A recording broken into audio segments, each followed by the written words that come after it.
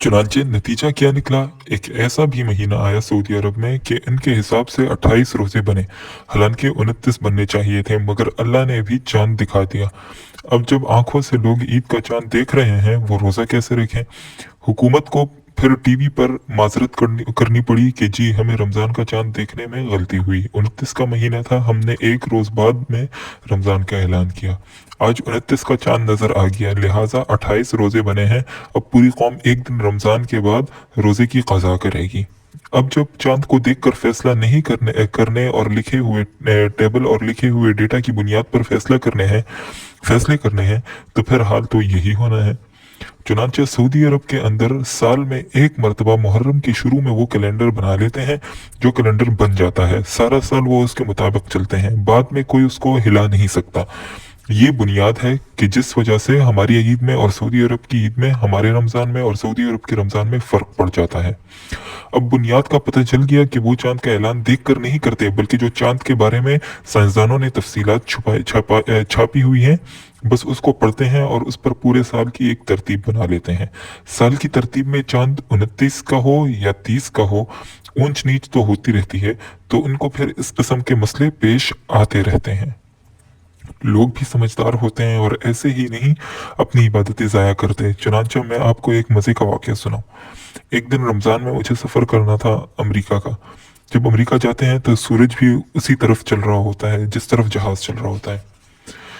क्योंकि हमारा मुल्क मशरक़ की तरफ है और अमेरिका मगरिब की तरफ है, इस वजह से दिन 9 घंटे लंबा हो जाता है। जो यहाँ से रोज़ा रख कर चलता है, उसका सूरज अमेरिका जाकर गुरूब होता है, और जब आते हैं तो उसका तो दिन छोटा हो जाता है।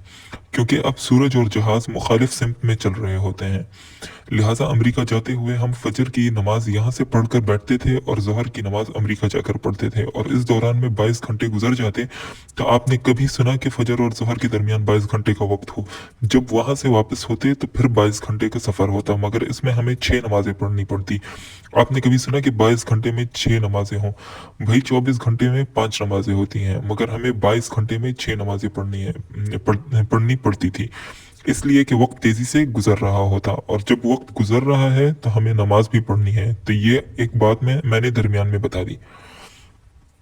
अब जब हम यहाँ से रोज़ा रख कर चले तो अल्लाह ताला की शान के कोई 8 घंटे के बाद या 10-12 घंटे के बाद एक साहब बैठे हुए थे, उन्होंने एयर होस्टेस को बुलाया और बुलाकर कहने लगे कि मेरे लिए अफ्तारी लाओ। उसने कहा कि सूरज तो ये नजर आ रहा है, असर का भी वक्त नहीं हुआ, और अभी अफ्तार कैसे? कहता है कि मैंने पाकिस्तान में रोज़ा रखा था और पाकिस्तान में उस वक्त रोज़ा अफ्तार हो चुका है।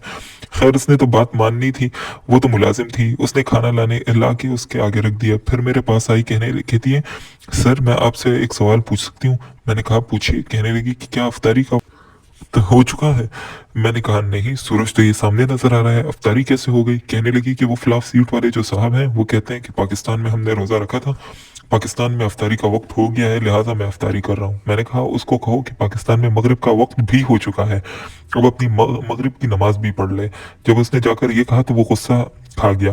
कहता है अफ्तारी करूंगा, मगरिब नहीं पढ़ूंगा। इसने तो अफ्तारी कर ली, लेकिन जहाज के अंदर उस वक्त कोई 150 लोग थे जो रोजादार थे। अब हर बंदा उठकर हमारे पास आ रहा है और पूछ रहा है कि जी अफ्तारी कब होगी? हमने कहा जब सूरज गुरूब होगा। चुनांचे किसी बंदे ने अफ्तारी नहीं की, हत्ता कि दाढ़ी मुंडे किस्म के लोग और बेपर्दा किस्म की लड़कियां, औरतें, जिनका जाहिर देखकर आप कहेंगे ये कौन फासिक फाजिर लोग हैं, मगर जो रोजे के साथ थे उनको अपने रोजे का पता था कि हमने अपने जर्रे को जाया नहीं होने देना है, अपने रोजे को जाया नहीं होने देना है। इनके सामने 2 घंटे खाना पड़ा रहा और किसी ने खाना न खाया, हत्ता कि 2 घंटे के बाद सूरज गुरूब हुआ। जब हमने अफ्तारी की तो सारे जहाज के लोगों ने उस वक्त अफ्तारी की।